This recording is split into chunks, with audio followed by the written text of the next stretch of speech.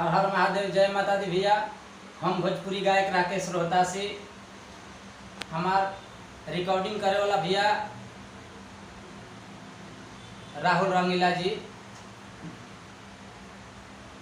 ये हमारे स्टूडियो बा दादरा नगर हवेली में, जौन की ये स्टूडियो के केहू जोड़ा ना बा भैया। और सबसे कम पैसा, सबसे सस्ता म्यूजिक ये जब बनवाई, रिकॉर्डिंग करवाई, फर्स्ट क्लास के। कोई शिकायत आई तो एक बार बताई, ओकरा के सुधार के दिहल जाता। जहाँ तक कि रौरा ना समझ में आवे तो एहिजा से रौरा के बता के गवावल भी जाता।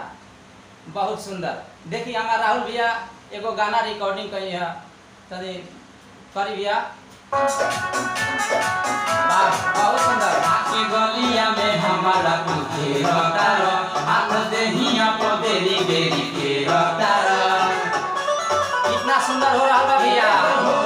हाथ देहिया में हमारा पूछे रतारो, हाथ देहिया पर बेरी बेरी के रतारो।